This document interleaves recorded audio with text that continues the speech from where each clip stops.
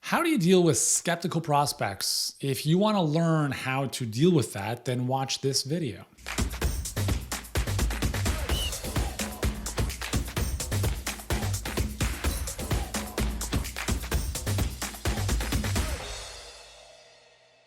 All right, guys, what's going on? Yuri Elkaim here, CEO and founder of Healthpreneur. We help health professionals get clients and scale their businesses online. And if you live in the modern world, which I'm assuming you do, you're probably dealing with a heavy dose of skepticism. And the reason for that is because people have seen everything already, and some of it didn't work. And therefore, they're a bit skeptical. Add to that the fact that you're just some online person, like you're not even a real human, like you don't exist in reality. You're just this thing online. And maybe you don't even have a real location. Maybe you don't live anywhere. Maybe you just exist in the cloud. And therefore, there's some skepticism. How do you deal with that? Well, I was chatting with someone just on Facebook recently, and like her first message was, it was like, welcome to the group. And then it was something like, hey, like, good to be here. I'm a skeptic. Like that was her first message with a wink. I'm like, what are you skeptical about? So that's what I asked her. I'm like, what are you skeptical about? And her response was like, well, I've only seen success stories and stuff, but I have no clue about what you do or how you might be able to help me. I'm like, yeah, no kidding. Well, have you watched our masterclass? No? Okay, watch it. And then let's talk. Okay. Like the thing is, we're always poo-poo and skeptical about things we do not understand. I don't personally invest in crypto as of this recording. I don't really foresee myself doing so in the near future. Am I skeptical about it? Probably. Why? Because I don't understand it. I understand real estate way better. Am I skeptical about real estate? Not at all.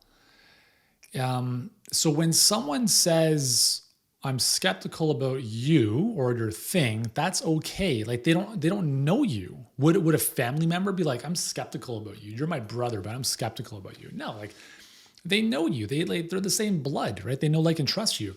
And so this is the bridge that I've talked about before. Like you have to bridge this gap of there's you and there's the people you can serve. And the wider this gap is, the harder it's going to be for them to work with you. So we have to bridge the gap with know, like, and trust. How do we do that? Time and proximity and value, right? So if you're in person with someone, it's very easy to build that. You build the proximity by being literally in their face, like in their presence. That is one of the fastest ways of building rapport with people, is being in their physical presence. Virtually, we don't have that luxury. So what's the next best thing? Jump on Zoom with them. It's more proximity than a phone call, right? Digitally. So proximity is important. Time is another one. The more time you spend with someone, the more trust you build with them.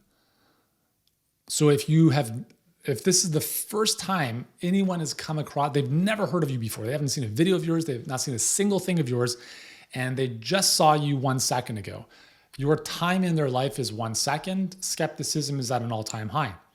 They don't know that you've got kids. They don't know that you've got a heart. They don't know that you've got feelings. They don't know that you've had things you've gone through and have overcome. They don't know any of that stuff. All they see is, here's another insert whatever, and it's going to be like everything else.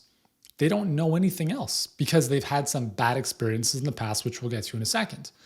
The more time you spend with them, and when I say spend with them, I mean them being in your world, receiving your emails, if you have content you're sharing with them consuming that content. Like there's a very big difference between someone who watches 100 of my videos on YouTube versus someone who's never seen me at all, right? It's a huge, like it's not even the same world. It's like the likelihood of someone doing business with me is infinitely greater having watched 5,000 hours of my content versus 0. Does that make sense?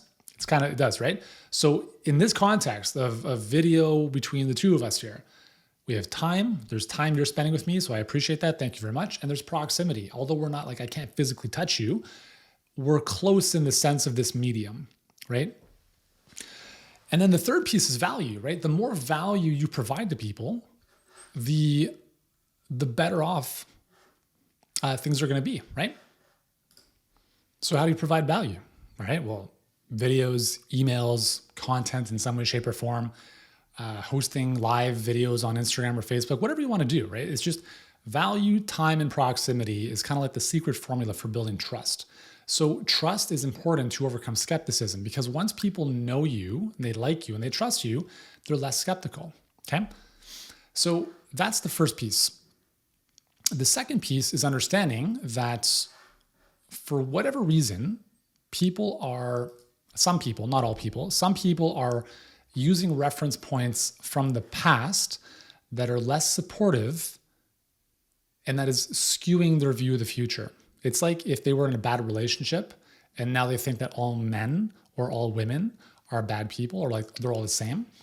Naturally, you're going to approach every other relationship with a healthy dose of skepticism and pretty guarded. Again, how do we dissolve that? Time, proximity, and value.